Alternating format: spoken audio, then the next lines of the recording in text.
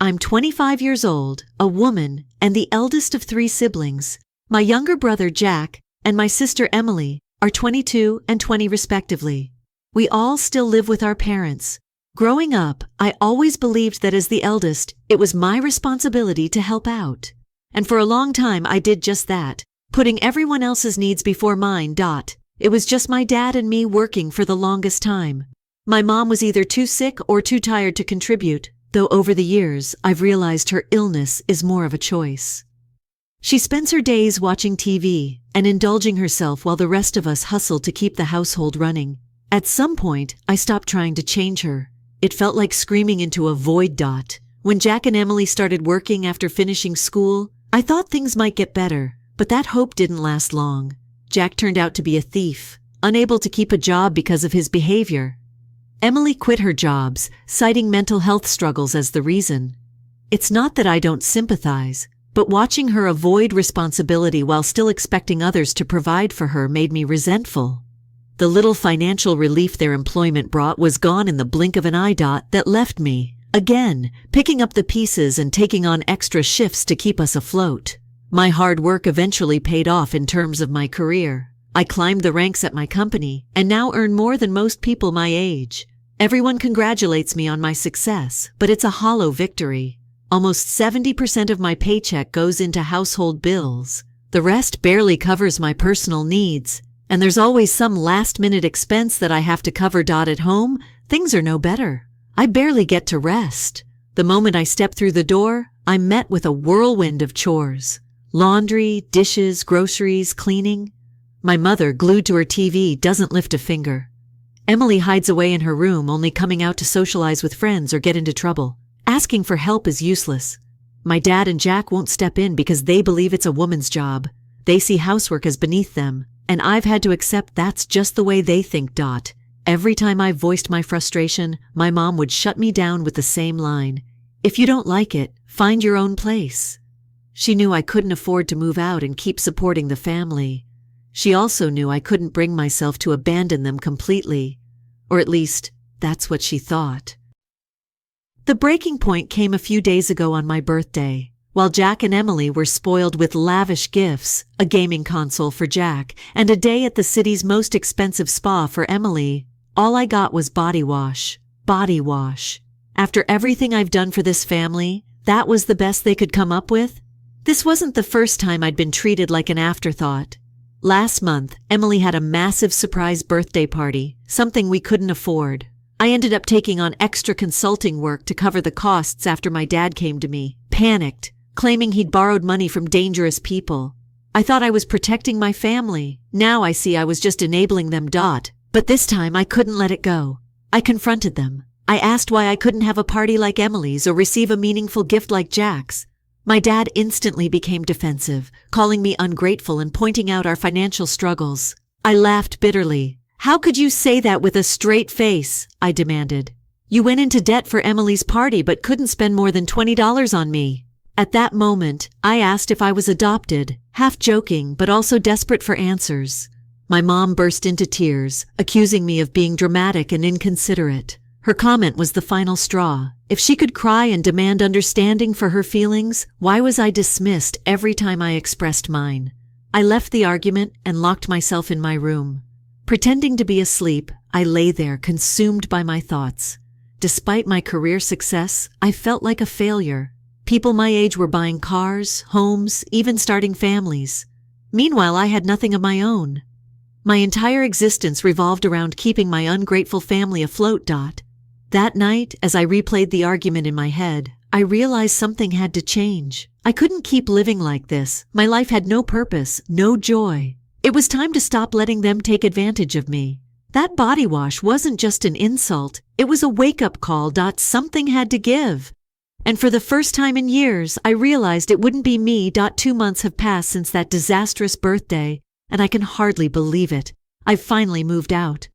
The decision to leave wasn't easy, but once I made up my mind, I knew there was no going back.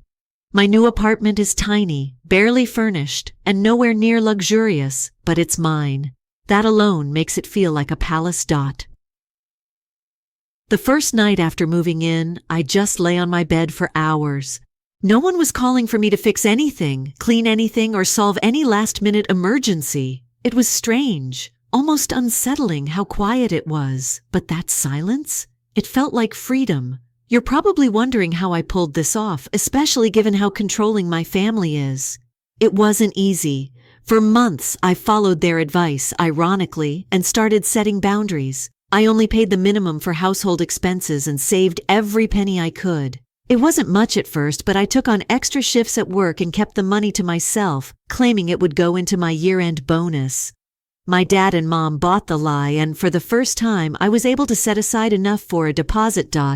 When I finally told them I was moving out, it was chaos.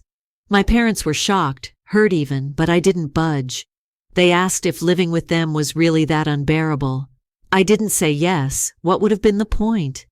I simply told them it wasn't about them. It was about me. I needed independence, and I couldn't get that while living under their roof. Of course, my mom took my comment personally, twisting my words and accusing me of mocking her. "All I ever wanted was the best for you," she said, her voice thick with indignation. I didn't argue. I knew nothing I said would change her mind, so I apologized and moved on. When moving day came, not a single family member lifted a finger to help me pack. I guess they thought if they made it harder for me, I might reconsider. Instead, I called on 2 friends from work, Janet and Lisa, who were overjoyed to help. They'd been hearing my stories for years and had always encouraged me to prioritize myself. They showed up with boxes, tape, and wine, ready to tackle the move. We worked all day, hauling my few belongings into my car and then into the new apartment. By the end of the day, I was exhausted but so happy. Janet joked that my apartment was cozy, which is a nice way of saying small. But I didn't care. Cozy was perfect. It was mine. The first few weeks were challenging. Between unpacking, furnishing, and adjusting to life on my own, I was busier than ever. But for the first time in years, my energy felt like it was going somewhere that mattered. To me. I started seeing friends more often, something I'd barely had time for before. I even hosted a small housewarming party, just a few close friends and some cheap snacks. But it felt like a milestone. One of the best changes was my evenings. With no one at home demanding my attention, I finally had time to unwind. I'd come home from work, cook a simple dinner, and watch a movie or read a book. It sounds so ordinary, but to me it was extraordinary. I hadn't realized how much I'd missed having control over my own time. Lisa even introduced me to someone, a friend of hers who she thought I'd get along with. We've only been on a couple of dates so far, but it's been wonderful. I used to avoid dating because my family would always find a way to interrupt. Now, I don't have to worry about them barging in or calling me 20 times in an hour to fix something. Speaking of my family, they've been eerily silent since I moved out. For a while, I thought they were cutting me off completely, and honestly, I was okay with that. I've always been the one to apologize first after a fight, the one to smooth things over, but not this time. This time, I decided to let them make the first move. It took a month, but my mom finally called me. At first, I was surprised to see her name pop up on my phone. Maybe, just maybe, she wanted to check in and see how I was doing. But no. As soon as I answered, she went straight to the point. "Where's the check?" she asked, her tone impatient. It took me a second to even process what she meant. Did she forget that I don't live there anymore? "What check?" I asked, genuinely confused. "You know what check," she snapped. "How do you expect us to manage without your help?" I couldn't help but laugh bitterly. "You have 2 healthy, capable kids living with you. What have they been doing for the past month?" Her response was predictable. She started defending Jack and Emily, saying they had their struggles and that I was being insensitive. I didn't hold back. I reminded her that Jack was a thief and Emily had chosen laziness over responsibility. "They ruined their own opportunities," I said. "Maybe it's time they learned to fix their own messes." Before she could respond, I told her flat out, I wasn't sending any money. They needed to figure it out on their own. Then I hung up. It was the first time I'd ever ended a conversation with her like that, and it felt liberating. My dad called later, trying to scold me for being disrespectful, but I hung up on him too. For years. I let their guilt trips control me, but now I see them for what they are. They only cared about me as long as I was useful to them. Well, I'm done being their safety net. The peace I've felt since moving out is worth more than any paycheck I ever gave them. For the first time, I'm living my life on my own terms. And I'm not going back. A month had passed since I moved out, and for the first time in my life, I felt like I could finally breathe. My apartment, though small, had become my sanctuary. I was building a routine. Work, seeing friends, and even dipping my toes into dating. It wasn't perfect, but it was mine. The silence from my family had been unsettling, but not unwelcome. For once, I wasn't carrying their weight. I assumed they had started figuring things out for themselves. That was until Friday night, when the peace I'd worked so hard to build came crashing down. It started as a quiet evening. Lisa and Janet came over for a wine night, along with 2 other friends. We were relaxing, laughing about work drama and trading stories when we heard a commotion outside. At first I thought it was a neighbor's argument or something unrelated, but the noise grew louder, more insistent, until it reached my door. I froze. "What the hell is that?" Lisa asked, her wineglass hovering mid-air. Reluctantly, I got up and peeked through the peephole. My stomach dropped. Standing outside my apartment were my dad, Jack, and Emily. They were arguing with the building manager, demanding to be let in because they were family. I opened the door, my voice sharp and cutting. "What are you doing here?" My dad's face twisted in hurt. "We just want to talk," he said, like it was the most reasonable thing in the world. I glanced at the clock on my wall. It was past 10 p.m. "You couldn't have called first? What makes you think showing up unannounced at this hour is okay?" Jack chimed in before Dad could respond. "I heard you were living it up here," he sneered, his eyes darting around the apartment like he was taking inventory. "Why can't I move in? You've got space." I blinked, stunned by the audacity. "You can't be serious," I said. "You're lazy and entitled, and I don't need that energy in my life. I left to get away from all of this. Why would I invite it back in?"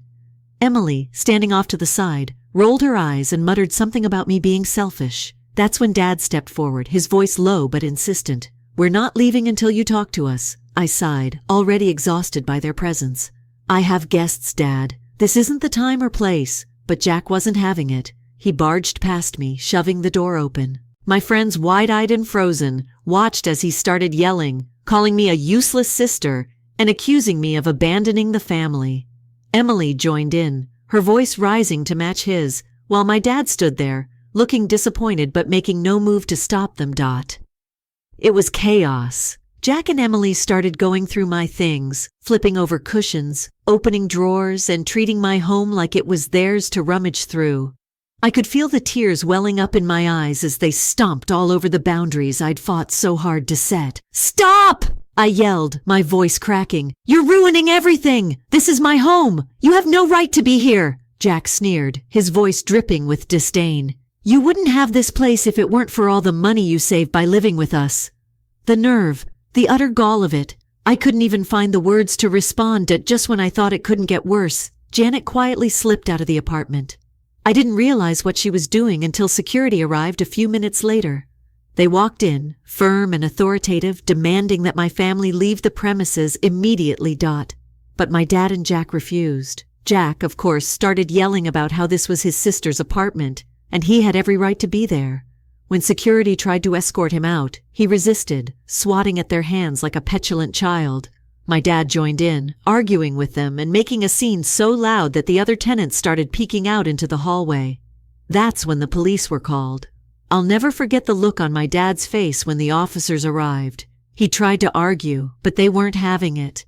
Jack, predictably, escalated the situation, screaming and flailing as they tried to restrain him. It was humiliating, not just for him, but for me. My neighbors watched as my family was dragged out of my apartment, kicking and yelling like we were on some trashy reality TV show. As they were taken away, I felt a strange mix of emotions: anger, embarrassment, and oddly enough, relief. This had been a long time coming. My dad and Jack had always believed they could bully their way through life, and now, finally, they were facing consequences. The next day, I filed charges for trespassing and property damage. It wasn't an easy decision, but it was necessary. They had crossed a line and I couldn't let them get away with it. Now, my dad and Jack are sitting in jail awaiting their court date. Emily, thankfully, stayed out of legal trouble this time, but I'm sure it's only a matter of time before she finds herself in a similar situation. As for me, I'm done. This was the final straw. They've shown me, time and time again, that they don't respect me or my boundaries. I've tried to be understanding, I've tried to help, but I'm done being their safety net. They'll figure it out, or they won't. Either way, it's no longer my problem. It's been 4 months since my family stormed into my apartment, and I've been trying to process everything that's happened since. The fallout was as messy and chaotic as I expected, but for the first time in my life, I'm watching it from the sidelines instead of being dragged into the center of it all. Jack's court date came quickly. As a repeat offender with a shoplifting record, the judge wasn't lenient. He was sentenced to a year in prison. Part of me feels sorry for him, knowing this will make his life even harder when he gets out. But the other part of me knows he brought this on himself. Jack's had every chance to turn his life around, and he's thrown them all away.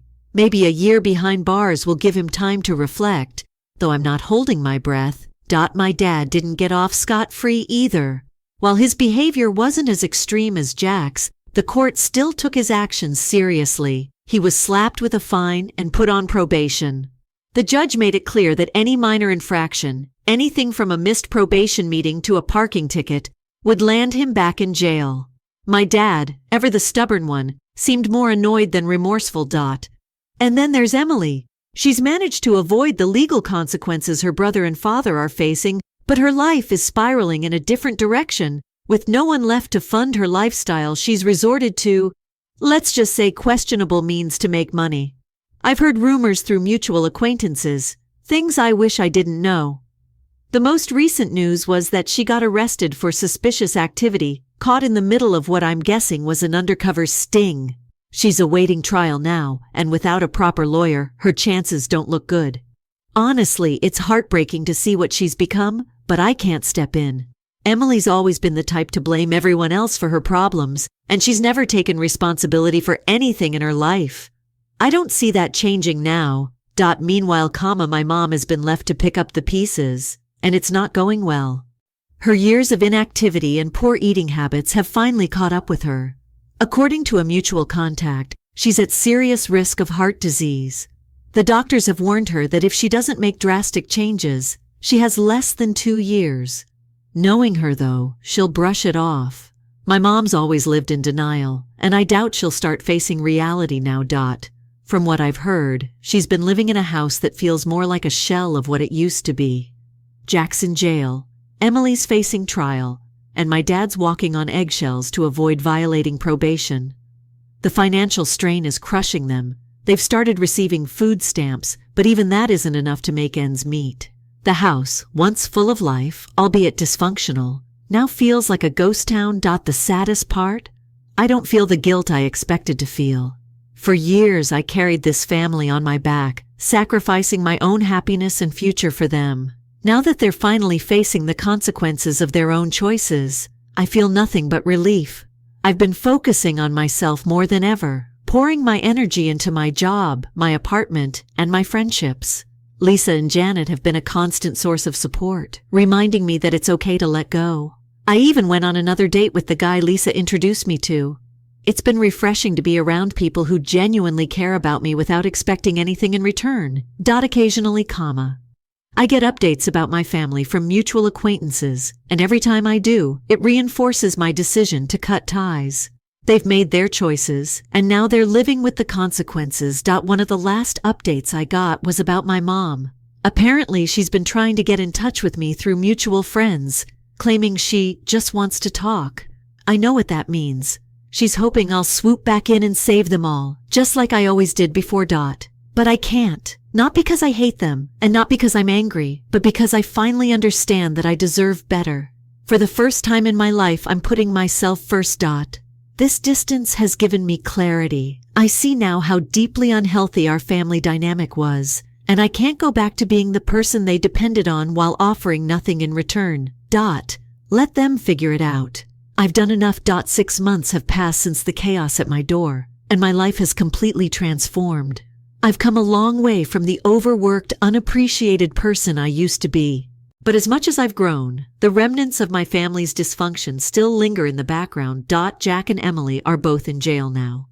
Jack serving his year-long sentence, and Emily's trial ended with her receiving 6 months behind bars, followed by community service. From what I've heard, Jack's stubbornness hasn't wavered. He's the same angry person blaming everyone but himself for his situation. Emily, on the other hand, has been a little quieter. Maybe this experience will make her reflect on her choices, though I'm not holding my breath.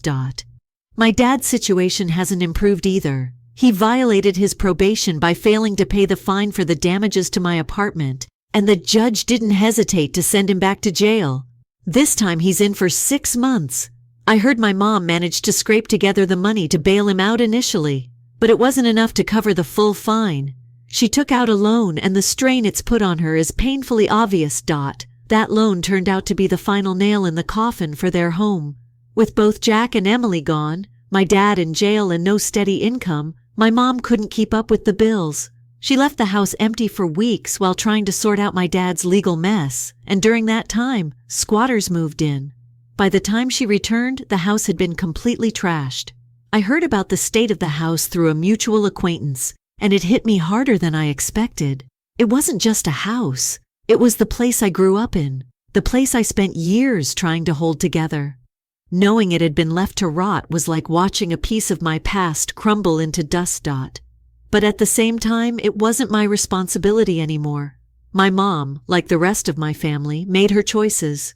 She chose to ignore her health, to enable Jack and Emily, and to depend on me until I couldn't carry them anymore. She's still living with those choices, alone in what's left of the house. I haven't spoken to her in months. The last time she tried to contact me was through a mutual friend who passed along her message. She just wants to talk. I knew exactly what that meant. She wanted me to come back, to fix things, to save them from their own mistakes. But I can't do that anymore. For the first time in my life, I've put myself first, and the results have been incredible. My apartment is fully furnished now, a cozy space that finally feels like home. My career is thriving. Since moving out, I've been able to focus more on my work, and it's paid off. I was recently promoted, and for the first time I have real savings and the ability to treat myself without guilt. My social life has also blossomed. I've reconnected with old friends and made new ones. Lisa's friend and I have been dating steadily, and he's shown me what it's like to be with someone who genuinely cares about me without any ulterior motives. Most importantly, I've found peace. It's strange how quiet my mind has become. I used to spend sleepless nights worrying about bills, about my family's constant crises, about whether I was doing enough to keep them afloat. Now, I go to bed knowing that my only responsibility is to myself. Sometimes, I think about the family I left behind. I wonder if Jack will ever change, if Emily will ever take responsibility for her actions, if my dad will ever stop blaming the world for his problems. I wonder if my mom will ever face reality, or if she'll keep clinging to the illusion that things will magically get better. But those are fleeting thoughts, moments of curiosity, not guilt. Because I've finally accepted the truth. I've done enough. I spent years sacrificing my happiness, my freedom, and my future for people who didn't appreciate me. They took and took until there was nothing left to give. And when I finally walked away, they fell apart. That's not on me. If they ever want to rebuild their lives, they'll have to do it without me. I've given them all the tools they need. They just have to choose to use them. As for me, I'm done looking back. My life is finally mine, and I'm excited to see where it goes from here. This is the happiest I've been in years, and I'm not going to let anything or anyone take that away from me. Story 2. My family stole the business I started, but karma hit them hard, is the title of this story. They are now requesting my assistance. Before we begin the video, guys, I just noticed something strange. Currently, 82% of you are not subscribers. Why don't you click the subscribe button if you're already here and like the content? It only takes a second, costs nothing, and helps the channel expand so I can continue to share more of the tales you enjoy. Let S begin the video now. Alright, so here's how this all started. The OP begins. To be clear, my family has never owned anything, but they have always been business-oriented. Because they received a respectable salary and a pat on the back at the corporate Christmas party, they have spent their whole lives working for someone else, checking in and believing they are enjoying the good life. My uncle, dad, and corporate lifer. The same boat. A fancy job title, that's all. As well as my brother. He wasn't really noteworthy either. One more gear in the wheel, but me. I had no intention of wasting my life in that manner. I was hoping for more. I thus made the decision to launch my own business after working at a few soul-crushing jobs to save money. I didn't have enough money, but I did have a good concept. I went to my family at that point. I sat them down and made a Shark Tank-style pitch for my company concept. I promised them that I would offer them shares in the business if they helped me find investors. Easy, isn't it? I wasn't exactly being helped by them. If it succeeded, they would get a share of the pie. To my astonishment, they succeeded. First, I didn't believe they would take me seriously. My dad is the type of person who believes that being an entrepreneur is simply another word for being unemployed. However, after pulling some threads and contacting some acquaintances, I suddenly had investors. And not just any investors. These were authentic, those with connections and money. I was blown away. My family seemed to genuinely believe in me for the first time. Additionally, they did more than simply locate investors. They began to participate in the actual operations of the company, sharing ideas, giving counsel, and even pitching in with some of the manual labor. At the time, I thought it was fantastic. My family truly has my back, I thought. It was the start of them worming their way into something they didn't construct anyhow. But I didn't see it that way. I worked so hard to launch this business. Early mornings and late evenings, skipped meals. It was a grind. It paid off, but it was like nothing I had ever experienced before. By year 2, my startup was booming. I'm referring to actual success. Enough cash to make my mind race. We were closing transactions all over the place, and I at last felt like my efforts were being rewarded. At that point, my family began to visit more frequently. I didn't give it much thought at first. My brother followed suit when my dad and uncle resigned their careers to work with me full time. It was fantastic, in my opinion. Who wouldn't want their family to be part in something so significant and intimate? Even though he didn't comprehend half of the topics we were talking, my dad would attend meetings acting like the boss. Due to his financial experience, my uncle began to act as though he was some sort of business master. As well as my brother. That guy strutted about the workplace like he was Elon Musk or something, but he had no idea how to operate a business. In retrospect, I should have recognized a lot of warning signs, but I failed to do so. I missed it because I was too engrossed in the triumph. How could I really be upset? My family was finally coming together, and my business was doing well. In reality, my brother and I, who used to quarrel endlessly over the most trivial things, were getting along. We weren't fighting over who mom loved more or who got to take out the garbage first. We were collaborating. All the past scars between us seemed to have been healed by my business. I felt pleased. Hell, this is what I imagined success should feel like. But was I mistaken? So fucking incorrect. I reflect on all the minor details I overlooked. For example, my family always warned me to be cautious regarding acquaintances and coworkers. They would say things like, "Be careful with your girlfriend," or "You never know who's just trying to use you. Perhaps she's only here to get the money." I believed they were watching out for me at the time. Who wouldn't have faith in their own family after all? However, it dawned on me that they were sowing seeds. They wanted me to believe that they were the only ones I could rely on. What's the worst? I was duped. I wasn't even that wealthy at the time. Although I was doing well, I wasn't making as much money as a billionaire. My coworkers and pals weren't trying to take advantage of me. They were simply going about their lives and working. However, my family was gradually arranging themselves such that I could rely on them for everything. The epidemic was the first significant rift in the facade. We started holding meetings virtually, and everything went remote. At that point, the power play began. All of a sudden, my thoughts were no longer sufficient. The same concepts that had founded the business were now being destroyed one by one. During meetings, my dad and uncle would band together against me, and my brother would sit there like a cocky little jerk, nodding in agreement with everything they said. They would make their own ill-thought-out suggestions while posing as the company's saviors. It was draining. I used to love my job, but now I despise it. The business I founded, which provided me with a feeling of direction, was becoming a cause of worry and tension. What's the worst? I had no idea how to halt it. My family was more than just workers. Now they had a stake in the business. They were willing to use their ownership position in the business against me. I dismissed it at the time, assuming it was just a difficult moment. We'll overcome it. However, I believe I sensed in my heart that things were about to go south. I had no family to support me. Their purpose was to seize power. I couldn't see it since I was blind. I can't believe how foolish I was in retrospect. Because I was so focused on the prospect of having my family by my side, I chose to disregard all of the indicators, even though they were painfully evident. This is fantastic, I thought. Now we're a team. Yes, a group of cunning jerks who are just waiting for the right opportunity to take advantage of me. Like most betrayals, it began modestly. They would stop me in the middle of a sentence to provide their viewpoint during our virtual sessions. I don't think that's the right direction for the company, my dad would reply, as though he knew exactly which way was correct. Mr. Finance Genius, my uncle, would frequently use jargon that he hardly comprehended. And like their hype guy, my brother, that arrogant little shit would just sit there nodding along, occasionally adding something of his own.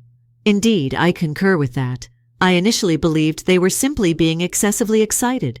Since they were new to this kind of business, I assumed they were attempting to establish themselves. However, the disruptions evolved into difficulties, and those difficulties ultimately resulted in dismissals. Suddenly, the concepts I presented to the table, the same concepts that had launched the business, were out of date or insufficiently creative. Nor was it limited to gatherings. My brother began claiming credit for things he had nothing to do with. He somehow made it seem like he was the one who made it happen.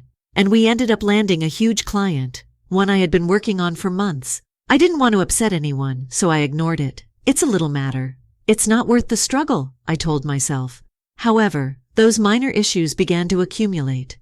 Then there were the family gatherings, which never stopped. They would approach me during lunch breaks or after work to discuss how we need to manage the business. As if I hadn't been the one with the large picture in the first place. My dad made a tendency of telling me that I needed to start thinking about the big picture. My brother and the team would have been destroyed by the absurd cost-cutting initiatives my uncle constantly bringing up. When he couldn't think his way out of a paper bag, he pretended to be this clever strategist and simply repeated what they said.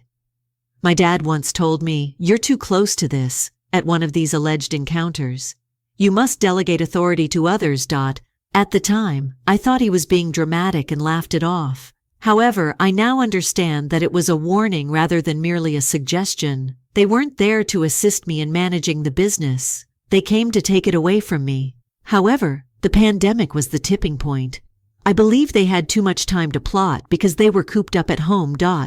We had to make some difficult choices, such as reducing expenses and rearranging priorities.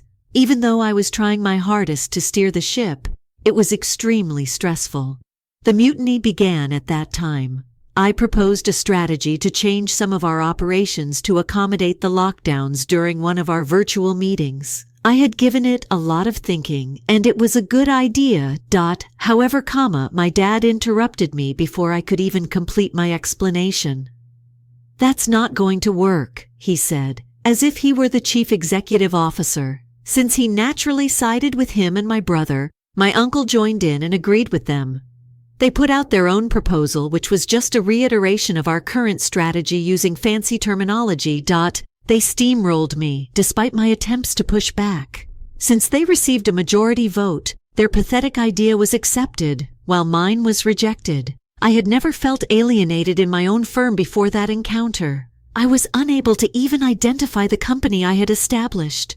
These individuals, my own relatives, were transforming it. From then, things deteriorated. My brother began acting as though he was in charge of everything, even though he had no idea how to handle anything.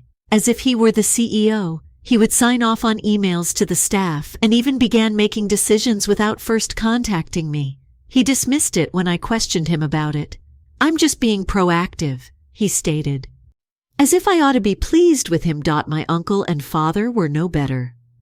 They began gathering without my presence and made decisions behind my back. They pretended it wasn't a huge issue when I told them. My dad remarked, "We didn't want to bother you," as like I hadn't founded this fucking business in the first place. I made an effort to push back, but it was ineffective. They were aware that I was outnumbered. They would band together against me if I raised a complaint, making me feel like the issue. "You're overly sentimental." As if I couldn't give a damn about the company I started from scratch, my uncle would remark, as well as my brother. "It took guts for that little shit to inform me. Perhaps you should stand back and let us deal with this for a little." The thought of the guy's boldness still makes me angry. I felt unhappy by the time the lockdowns were halfway over. I was experiencing severe anxiety and panic attacks prior to meetings. My family felt like the wardens of the jail that was the firm I previously loved. I wasn't prepared to acknowledge how awful things had gone, but I knew something had to give. I didn't understand what they were doing until much later.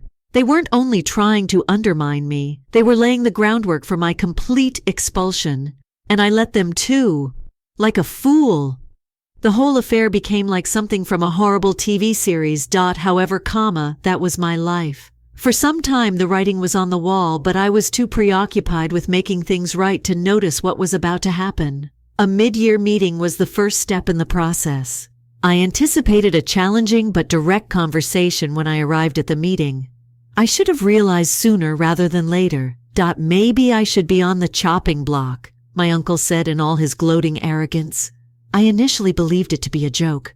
Who, after all, says that to the guy who started the business from the ground up? He was dead serious, though. He began by discussing how my brother had taken over during the epidemic and was currently in charge of the majority of the duties. He felt that my brother should be the one to formally assume my position. I was blown away. My role is being taken up by my brother, the same person who believed that profit margins required color coding on a spreadsheet. The same person who, in a client presentation, mistakenly mistook gross revenue for net profit. You must be joking with me. My dad spoke out before I had a chance to comprehend what was going on. He dared to propose that I take a downgrade, a demotion inside my own organization, or resign willingly. With his false-ass tone, he stated it as if he were being the sensible person in the room and doing me a favor. He added, "We just think it's for the best," as though I were an intern who had made too many mistakes with coffee orders. I glanced around the online conference, hoping that someone would stand up for me. However, no. Like a bobblehead, my uncle nodded in agreement. Furthermore, that tiny snake of a brother of mine lacked the courage to look directly into the camera. All he did was look at his desk, most likely hoping I wouldn't criticize him. I attempted to disagree, but they cut me off so quickly that it seemed like they had practiced. My father began to explain that business is business and that I should keep my feelings apart from the demands of the organization. With some nonsense about the greater good and how my brother was now the obvious leader, my uncle supported him. I stepped straight into the setup, which was the whole thing. That's how they voted me out. I was voted out of my job by my own family. I was at a loss for words. I sat there looking at the computer, wondering how in the world I could have allowed it to go this far. Without even thinking twice, these individuals who I trusted the most in the world stabbed me in the back. The remainder of the conference passed quickly. As if nothing had occurred, they carried on, discussing the next steps and delegating tasks, my obligations to my brother. I seemed to have vanished from the world. Without a word, I logged off. How could I respond? I could have screamed at them, but it would have just made me appear worse. I spent hours sitting in my office and looking at the wall after the meeting. It seemed unbelievable to me. I was just expelled from the firm I had established with my labor, sweat, and tears by my family, who are my own flesh and blood. I felt foolish for ever putting my confidence in them. All the sacrifices, all the late nights. I went above and above to ensure the company's success on several occasions. To them, it meant nothing. They seized the chance they saw to seize control. I was in a stupor for the next several days, trying to think out what to do. A part of me wanted to defend myself by hiring a lawyer and suing them until they were completely broke. However, the other side of me, the one who was worn out, damaged, and just finished, wanted to go. I shuddered at the idea of returning to such poisonous setting. I was aware that I wouldn't make it through another day in that hellhole. Ultimately, I decided to step down. Perhaps it was the coward's way out, but I was at my breaking point. I couldn't continue to act as though nothing was wrong when it was breaking me on the inside. Thus, I composed my letter of resignation, submitted it, and that was it. Officially, I was out. It was like peeling off a partially healed scab to leave the firm. It was quite painful. However, there was also an odd feeling of relief. I was alone with only my funds and a battered ego, but I was also free from the manipulation and backstabbing. It wasn't exactly the kind of scene in a movie where the hero smiles triumphantly and marches off into the sunset. No comma. It was more like stepping into a hurricane with a damaged umbrella in your hand and trying to survive. After resigning, the first several months were difficult. To save money, I had to move out of my cozy apartment and into a considerably smaller one. The next step was selling my automobile, which was like taking another blow to the gut. One of the few luxury items I'd given myself after years of hard work was that automobile. But it had to go. The costs would not be covered by my pride. However, starting afresh was about more than money. It was about figuring out how to get my confidence back. I spiraled for weeks, doubting everything. Was my family correct? Or could I possibly start another business? Was I simply fortunate the first time? Even after I had pushed them out of my life, I detested the fact that their voices continued to haunt me. I eventually became weary of pitying myself. This isn't it, I thought as I woke up one morning and glanced about my small flat. I can't let my narrative finish here. I made the decision to quit moping and start working at that point. I knew I needed to make a move, but I had no idea what the heck I was going to do next. I began coming up with concepts for a brand new company, which was quite different from anything I had previously done.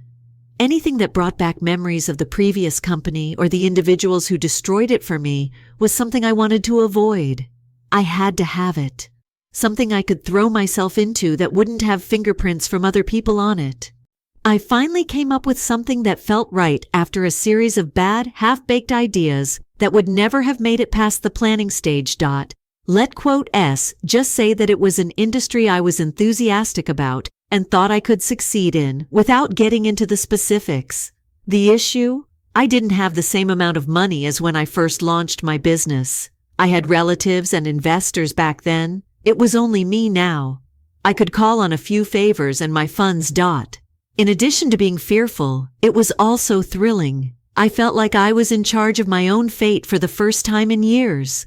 The strings were not being pulled by anyone else. I was alone. The new company was a pain in the ass. Even more difficult than the previous time, I was balancing a million chores at once while working 12 to 14-hour days. On other days, I wasn't even sure whether I would have enough cash to last until the next week. I ate just instant coffee and ramen, the diet of a penniless business person. I didn't care though. It seemed like a win with each little step ahead.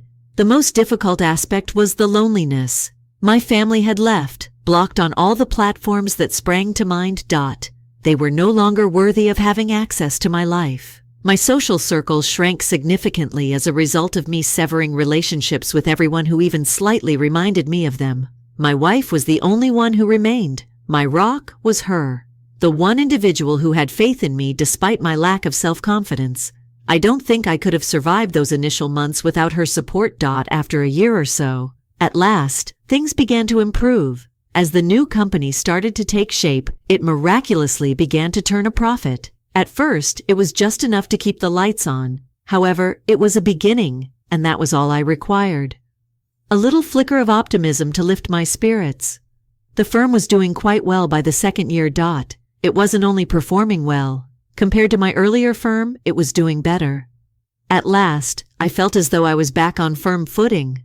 What's the best part? I had folks I could trust around me this time. No nonsense, no family turmoil. Simply a close-knit group of individuals that shared my goal.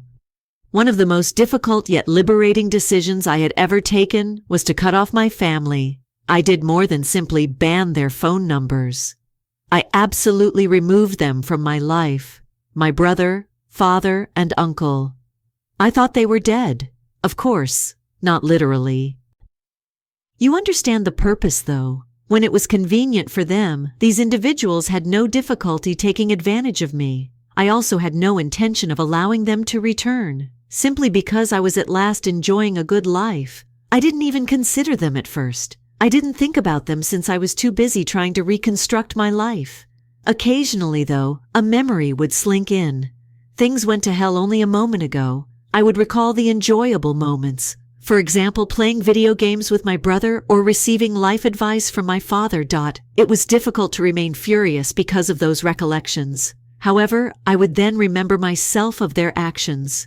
They did more than simply turn on me. They violated every principle that our family was meant to uphold, and you don't simply forget and forgive it.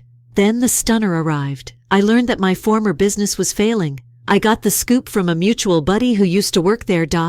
My family essentially stopped caring once I left.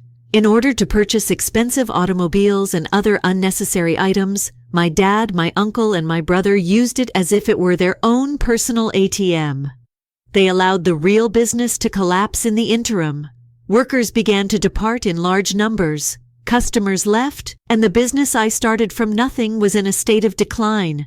I was more irritated than I had anticipated upon hearing it. In less than 2 years, they destroyed the firm that I had worked so hard to build. A part of me felt sorrowful, while another part wanted to laugh and gloat over their failure. Obviously not for them. The firm didn't deserve to fail in that manner, but they deserved whatever was coming to them. I was too emotionally spent to give a damn by the time I learned about their catastrophe.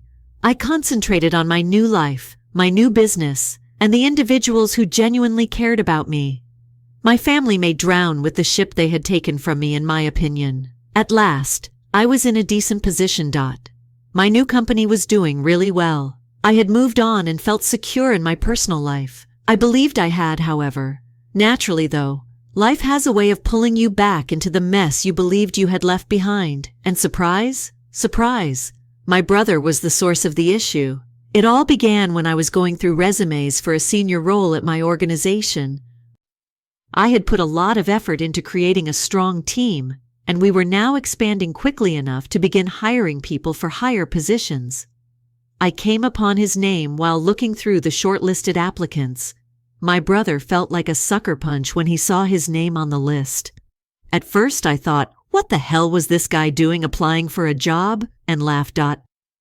He still had my former firm to pretend to be CEO of, didn't he? But my curiosity grew as I gave it more attention. The numbers didn't add up. Unless things had truly gone to hell, he would never be seeking for a job. I set up the interview because I needed answers, not because I wanted to hire him. He appeared to be a shadow of his former self when he entered my office on the day of the interview. In just 2 years, he had aged by at least 10 years. He had wrinkles in his clothing. His hair was in disarray, and he had a dejected expression on his face, as if life had briefly subdued him. Only a moment. I felt sorry for him, but my sympathy vanished when I realized what he had done to me. When he noticed me seated behind the desk, he froze. He attempted to remain calm, but his jaw tensed, and I could see the fear in his eyes. He forced a grin and said, "Michael, I had no idea that this was your business. The world is little." I spoke in a neutral tone. "Let's begin, shall we?" The interview was terribly unpleasant. He delivered evasive, half-baked replies regarding his experience and stammered over simple inquiries. He was clearly unfit for the position, not even close. However, I allowed him to dig his own grave. Despite my thoughts screaming, I remained professional, taking notes and nodding along. "Are you serious now?" I had already decided by the time we were done. I was not going to hire him in any manner. As he got up to go, the phrase he had hurled at me in that fateful meeting years prior was the one I used to hit him. "Your efforts, in my opinion, would be more appropriate for a lower-level position. Perhaps you could think about applying for a better suitable position." His expression was priceless. In around 2 seconds, he transitioned from being stunned to furious. "Do you mean me?" He lost his temper. "This is really unprofessional. You're allowing your emotions to influence your decision-making." I tried not to giggle as I reclined in my chair. I repeated what he had said all those years ago. "You can leave if you don't like it." Suddenly he slammed the door behind him and rushed out. I mistakenly believed that was the end of it, but it wasn't. My phone started exploding up in a matter of hours. Voicemails, calls, and texts. From my family, all of them. Out of malice, my father said. I ruined my brother's career. My uncle lost his temper with me, accusing me of disrespecting the family. Even my mother, who had largely been silent during this entire situation, spoke up, pleading with me to be the stronger person and give my brother another opportunity. The icing on the cake. My spouse. Even though Mom had always supported me, she began to doubt my choice. One night she suggested, "Perhaps you should think again. He needs to provide for his family. Michael, kids, consider the children." I felt like screaming. Why did everyone act as though I was the issue? My brother had to lie on his own bed, which he had prepared. When he voted me out of my own firm, he showed no concern for me. Why in the world should I give a damn about him now? However, the guilt began to seep in, even if I didn't want to confess it. The picture of him sitting in my office looking like a broken man kept coming back to me. Was I being petty? Was my rage getting the better of me? I was no longer sure. A common buddy who used to work at my former employer called me a few days later. Holy *T. It was worse than I had anticipated when he filled in the spaces for me. My family apparently handled the company like their own piggy bank after I departed. They had extravagant parties, purchased expensive automobiles, and generally behaved like kings and queens. The real business, however, was collapsing. Customers were departing, the business was losing money, and employees were leaving. The epidemic was a total catastrophe by the time it was over. They believed the business would manage itself. According to my acquaintance, they were unaware of the amount of labor you were truly performing. That seemed like a perverse sort of affirmation. I wasn't insane. It wasn't my imagination. Without me, my family had been following me about all along. They were insignificant. However, the situation remained chaotic, notwithstanding the certification. I had to make a choice now. I had the want to go in and repurchase the business. According to my acquaintance, it may still be saved, but only if it was run by and by new management. Anybody but my father, uncle, or brother, that is. I'd have to stop talking to them altogether. This would be difficult. They would fight me all the way through. To be honest, though, I was prepared for it. Something inside of me wanted to leave, allow them to burn. Now that they had built their bed, they could face the repercussions. Why should I intervene to protect them from their own foolishness? I ultimately made the decision to meet with them. I wanted closure, not because I wanted to make amends. I had to tell them directly that I was reclaiming what was rightfully mine, and that they were out. No more manipulation, no more games. The stark, brutal truth. They were desperate as I entered that meeting. Despite his best efforts to appear calm, I could see the fear in my dad's eyes. My brother refused to even look at me as my uncle fidgeted. I got right to the point when I remarked, "They knew they were screwed up by the company. However, there is a requirement. You're completely out. Nothing, no positions, no stakes. You simply take the money and leave." Of course they quarreled. It was unjust, according to my dad. According to my uncle, he should have a part. What about my brother? He simply sulked while sitting there. However, they ultimately gave in. The money was more important to them than the pride. It felt great to leave the meeting. I felt like I had won for the first time in years. I reclaimed what was mine, and I did it as I saw fit. My family is free to continue their sob tales and guilt trips. I quote, "We had enough of them." Story 3. Parents informed me my college fund was gone is the title of this article. As it happens, they covertly put it into my brother's aspirations.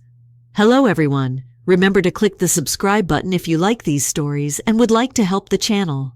It only takes a second, is totally free, and enables me to provide you with even more fantastic stuff. Such like this. Let's begin the video now. OP begins with stating that it was one of the best days of her life to receive the admission letter from her ideal institution. I had put in a lot of effort to get this stage.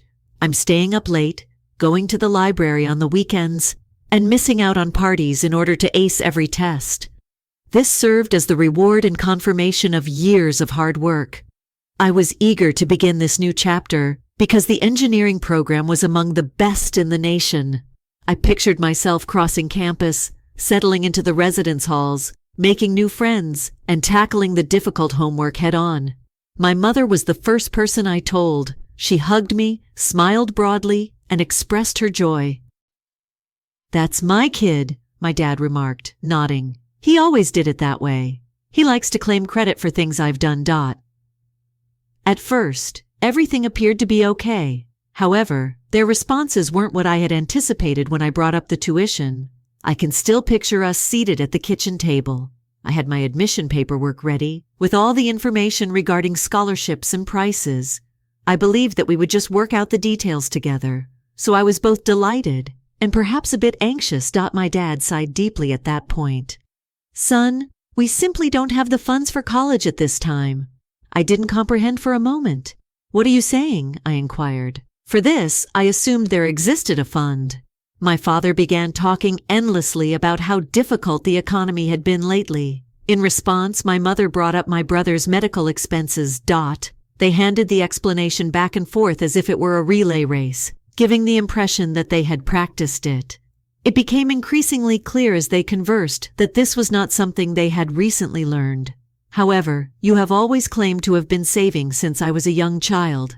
I spoke, attempting to maintain a steady tone. "You constantly assured me that you were saving for college and that I shouldn't worry." Mom was unable to look me in the eye. She gazed at her hands as if they had suddenly become the most fascinating object in the space.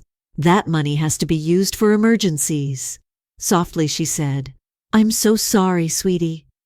I felt as though I had been struck in the chest. Stunned, I sat there attempting to comprehend what they were saying. Yes, I was aware that my brother had been ill for some time. A few years ago, he was diagnosed with a chronic disease, and the cost of the therapy must have been high.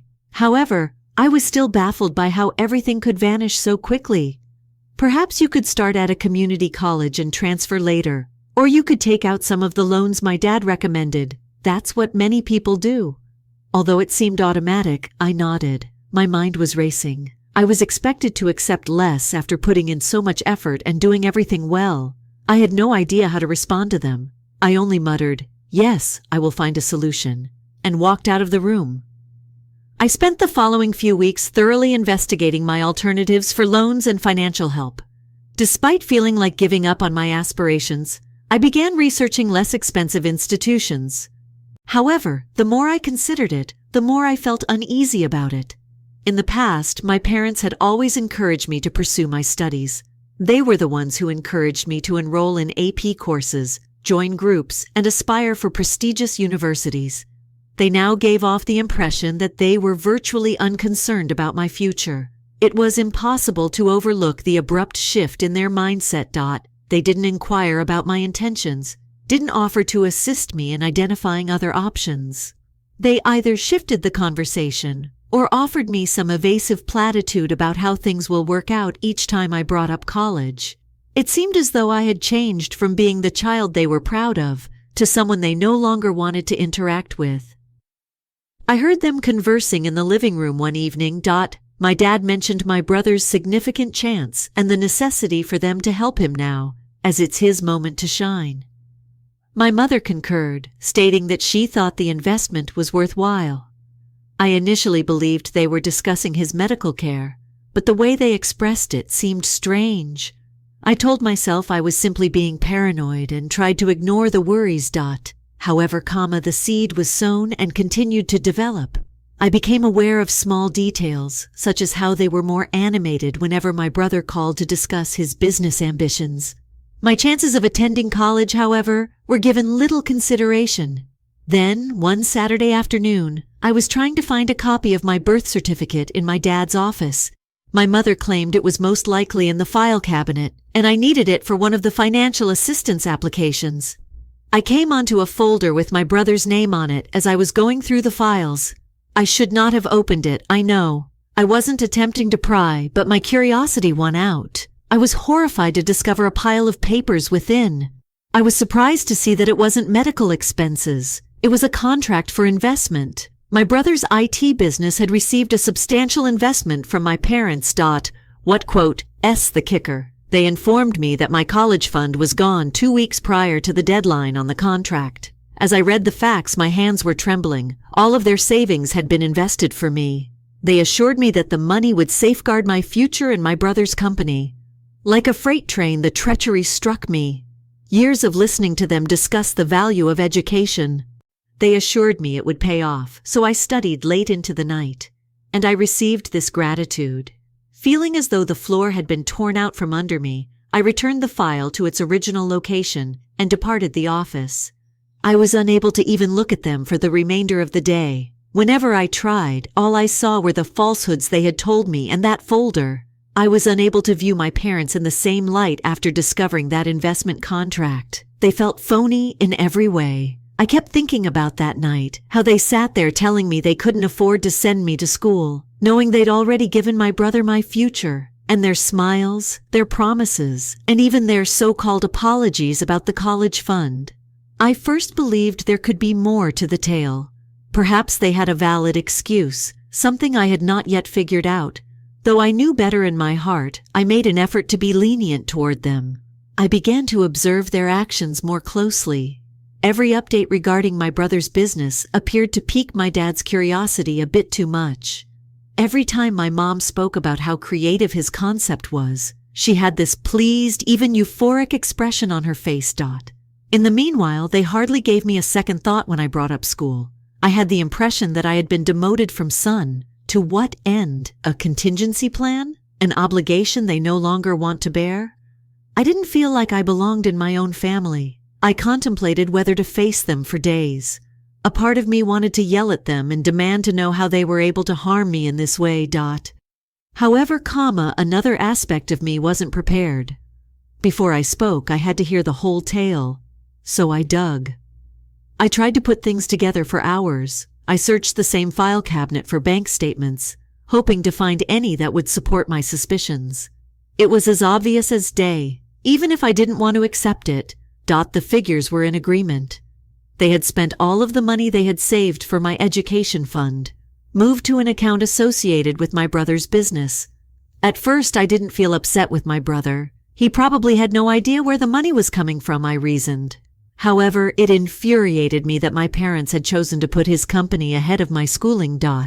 Without thinking twice, they had handed him something that should have been mine, something they had promised me for years. Then there were the late-night talks I heard while they believed I was asleep. My parents would talk about how they thought my brother's company will succeed in the long term and that the risk was worthwhile. "This is the best chance we have to set him up for life," my dad would often say. "Give him a good start in life." How about me? I couldn't stand it any longer one night. I was sitting in my room looking at the letter of admission from the college of my dreams. It seemed like a nasty joke, a reminder of what I was unable to have. Every time I considered it, my stomach churned. I made the decision that I could no longer remain silent at that point. My dad entered the room the following day when I was seated at the kitchen table. It was just the two of us while my mom was out conducting errands. It was as good a moment as any, I reasoned. I tried to seem informal as I said, "Hey, Dad, may I ask you a question?" He raised an eyebrow as he looked up from his coffee. "What are you thinking about?" After a moment of hesitation, I spoke. "How much money did you all put into Mike's company?" He was frozen for a moment. Though slight, I managed to pick it up. He recovered swiftly, putting down his coffee and staring at me in confusion. "What are you discussing? You understand exactly what I mean," I remarked, sounding harsher than I meant to. "Dad, I saw the newspaper, the dates, the investment contract. I saw him give up the Dad Act for the first time in my life as his face hardened. He didn't feel guilty or sorry. He defended himself. You don't have to worry about that, he stated bluntly. I'm worried about it. When you paid for it with my college funds, I fired back. You informed me that there was enough money to risk on Mike's company, but not enough for school. It's not a gamble, he said. The investment was made. We think your sibling has a lot of promise. For him, this may change his life. How about me? I insisted. And what about my future? Or do you no longer care about that? He didn't respond. He simply sat there and gave me a glare as if I were being crazy. In that instant, I understood that there would be no apologies. He felt no remorse for his actions. He believed that I should just accept that he had made the proper choice. Later that day, I also addressed my mother when she arrived home. She sobbed. Naturally, if she didn't want to accept responsibility for something, she would cry. She continued repeating things like, We didn't mean to hurt you, and we thought it was the best choice for the family. All I could think, though, was that you didn't give me any thought. The tension in the house became intolerable over the course of the following several days. My father shunned me, my mother pretended to be a martyr, and my brother didn't even know about it.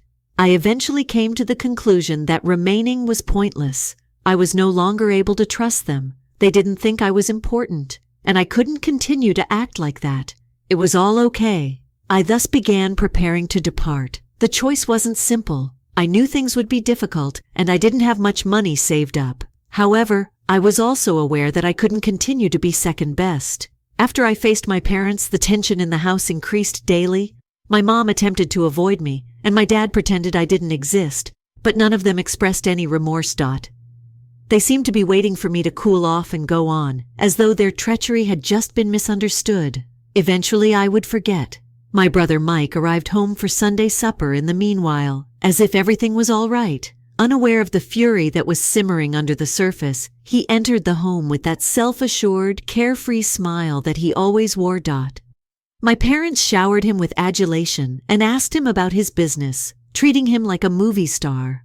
Silently seething, I watched the entire situation unfold at the dinner table as if I hadn't been there.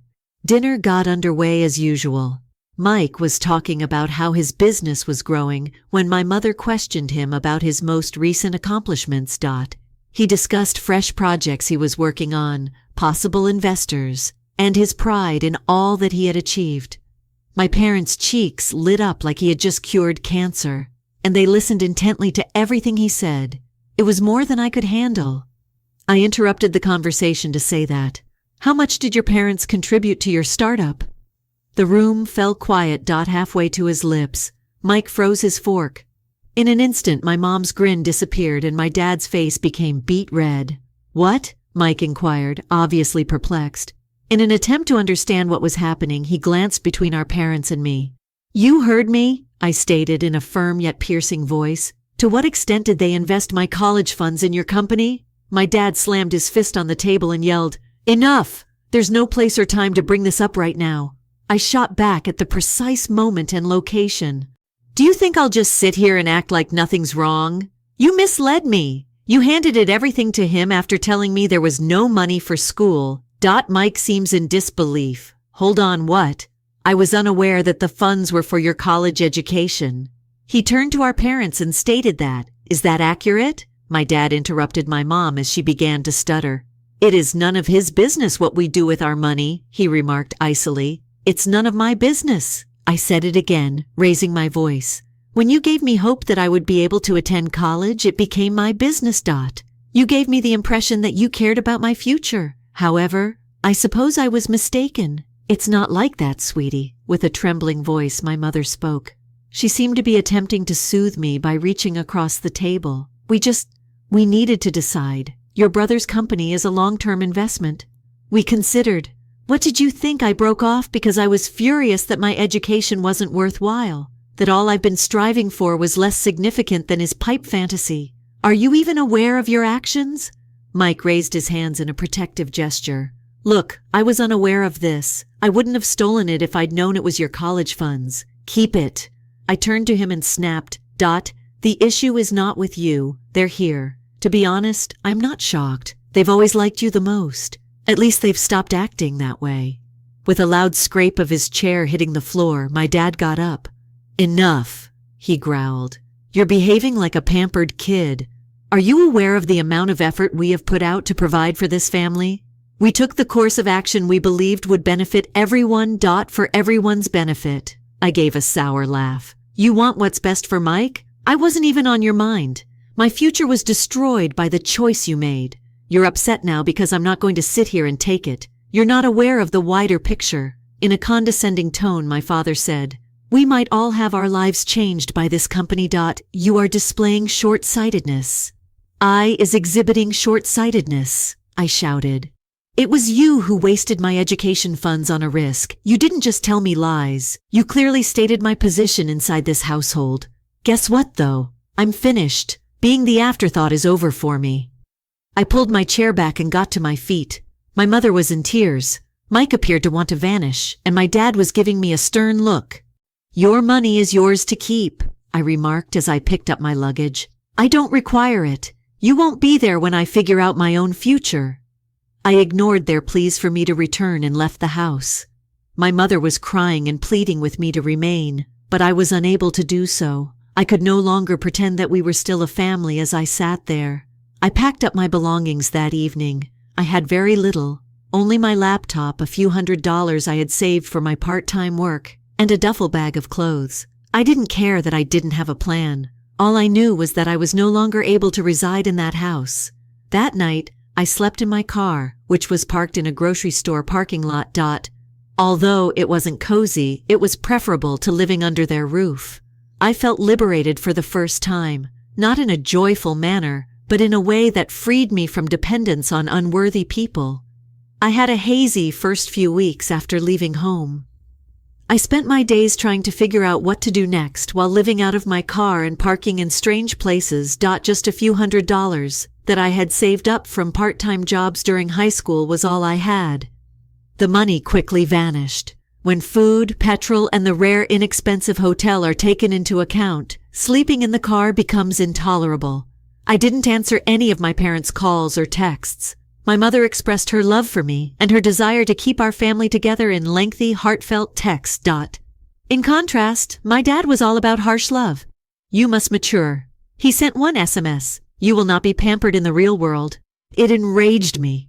He pretended that I had done something improper, as if quitting was a tantrum rather than a reaction to years of being ignored and treated as like I didn't exist. I wasn't even sure how to react, so I didn't.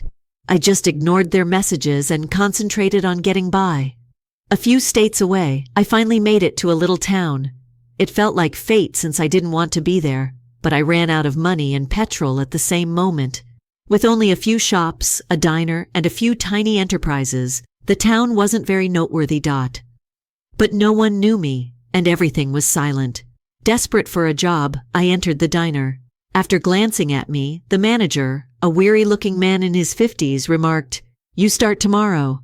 I didn't even inquire about the salary. I simply thanked him, nodded, and used the remaining money to buy a bag of ramen to eat in my car and a tank of petrol. Waiting tables and cleaning up after shifts was the only glamorous employment, but it was plenty to make ends meet. I saved as much money as I could and lived off tips. I took a second job at a nearby garage a week later, assisting with minor repairs and oil changes. Although it wasn't my ideal existence, it was still mine. This was the first time I wasn't dependent on anyone. The days blended into one another. From early in the morning at the garage until late at night in the diner, I worked. I hardly had time to ponder since my body hurt. However, I felt liberated in a peculiar manner. My folks weren't watching me closely. My brother's success didn't need to be told to me. I had to figure things out on my own day by day. I ate cold ramen and browsed through my phone one evening after a particularly long workday. My mother texted me again, but this time it was longer than normal. She expressed how much she missed me and how life had changed since I was gone. "I just want to talk to your father," she wrote. "This is something that our family can resolve." I gave an eye roll. She wanted to make amends now, when I was still living at home and pleading with them to be concerned about my future. Where was this energy? I attempted to ignore the tangle of feelings in my chest while tossing my phone onto the passenger seat. As much as I wanted to ignore them, however, I still had some concern. I detested that aspect of me. They had done everything. I still harbored a tiny, foolish desire for their acceptance. It seemed as though I was unable to let go of the hope that they would at last consider me to be more than simply their backup son. Months passed. Things began to stabilize as I got into a rhythm. I was able to rent a small room above a hardware store after saving up enough money. In comparison to sleeping in my car, it felt like a paradise, even though it was only a bed, desk, and common bathroom. I began researching nearby universities to see if I could attend a few classes and work at the same time. Although it wasn't the esteemed program I had envisioned, it was a beginning. My phone buzzed one day as I was cleaning tables at the diner. I noticed my brother's name as I looked at the computer. I briefly contemplated disregarding it, just as I had done with each of his previous calls. However, my curiosity overcame me. "Hi there," I said in a neutral tone of voice. "Hey," he said awkwardly. All I wanted to do was check in. You departed, Mom told me. Yes, I responded bluntly. No thanks to you. A lengthy pause ensued. At last he remarked, Look, I didn't know about the money. I wouldn't have accepted it if I had known, I promise. Doesn't it truly make a difference? I said, I got nothing, but you still got it. I understand, he muttered. I simply didn't want you to believe that I was involved. I apologize, dude. Really? I was unsure of how to react. A part of me was unable to get rid of the animosity, but another part of me wanted to believe him. Their golden kid was still him, the one they had decided to invest in, abandoning me in the process. That remained unchanged after his apologies. I appreciate the call. Finally, I added, but I have to go back to work. He let out a sigh without pressing. All right, look for yourself. I ended the call, feeling more torn than before. On the one hand, it was good to hear him admit the truth. However, it did not resolve any issues. With the backing of our parents, who were meant to provide for us both, he pursued his goals while I continued to struggle to make ends meet. I sat in my little room that evening and gazed at the pile of pamphlets on community colleges that I had gathered. I reflected on all of my aspirations for the future and the sacrifices I had made to gain admission to that engineering program. The pain is still there. No, that would never happen to me. However, I saw something else as I surveyed the space. I was creating it myself. It was undoubtedly difficult, and it wasn't flawless. It was mine, though. After several months, things began to feel a bit easier to handle. I was working 2 jobs, making ends meet in my small rented room, and gradually putting together what I may do in the future.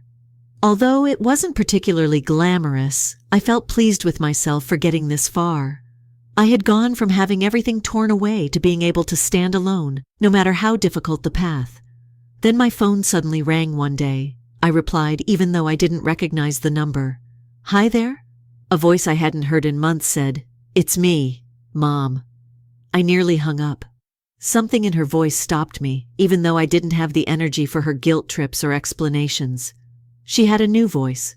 What are you looking for? Trying to speak in a neutral tone, I asked. She said, I left your father. As simple as that. No accumulation, no introduction. I sat in disbelief. What? I left him, she said again. I am no longer able to do it. I can't continue to act as though nothing is wrong. Years ago is when I should have done it. My thoughts were racing. I had not grown up with this woman, the person who consistently supported my father regardless of how incorrect he was. Why now? With caution, I asked. She stated it was because of you. Because of what we did to you, I am unable to continue living. Knowing how badly we harmed you, I watched you go. It helped me see how long-held misconceptions had existed. I was at a loss for words.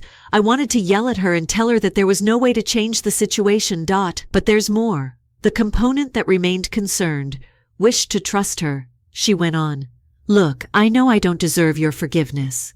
However, I would like to attempt to put things right. The house was sold by me. The other half is yours. In the first place, it ought to have been your college money. I hope it's sufficient for you to begin anew. I couldn't speak. I had been struggling to make ends meet for months. She was giving me a lifeline now, but at what price? How about Dad? Finally, I asked. She let out a sigh. He's upset, naturally. He still believes that what he did was right. He believes that Mike's company holds the secret to everything. And Mike is also upset, but he understands. He is aware of our error. Regardless of whether your father does. I reclined in my chair and tried to take it all in. At last, my mother was speaking up and acknowledging that their actions were wrong. However, I was unable to just let go of all the hurt and hatred with ease. I said I'm at a loss for words. She responded, You don't have to say anything right now. Just give it some thought and know that I really apologize for everything. I ought to have defended you earlier. I was a bad mother to you, and for the rest of my life, I will regret that. I sat in quiet for what seemed like hours after we hung up. I was unsure about how to feel. Relief, anger, thank you. It was difficult to breathe since everything was mixed up in my chest. I saw my mother fulfill her commitments throughout the course of the following few weeks. I received half of the money she made from the sale of the house. It was a solid beginning, but it wasn't enough to fund all 4 years of college. I enrolled in the engineering program at a nearby institution. It was simple, yet it included everything I required. It seemed weird to move onward. It quote s almost unbelievable. I have been living day to day in survival mode for a very long time. I had a goal to strive for once more, an excuse to keep going. My mother rented a modest apartment close by after relocating to the same town. She started over 2 years ago after landing a job as a bookkeeper. It felt different when we spoke, even if we didn't do it every day. More truthful. She had changed since my childhood, and I wasn't sure if it was a good thing or if it just made me miss the time we had spent together. My brother gave me a couple more phone calls. Every time, he expressed regret for the incident and made an effort to put things right. He even promised to reimburse my parents for their beginning investment. However, I declined him. I'm not interested in it. I informed him that money is no longer the main factor. What it meant is what matters, what they decided. I could see he felt bad, but he didn't protest. He ought to have. To be honest, even if he hadn't been aware of the source of the funds, the golden kid had always been him, and he had never paused to ask himself why. My father, however, said nothing. He didn't even try to get in touch. He didn't text or phone. My mother told me that he was upset over the sale of the house and accused me of destroying the family. It was impossible for me to care. I had made my decision, and he had made his.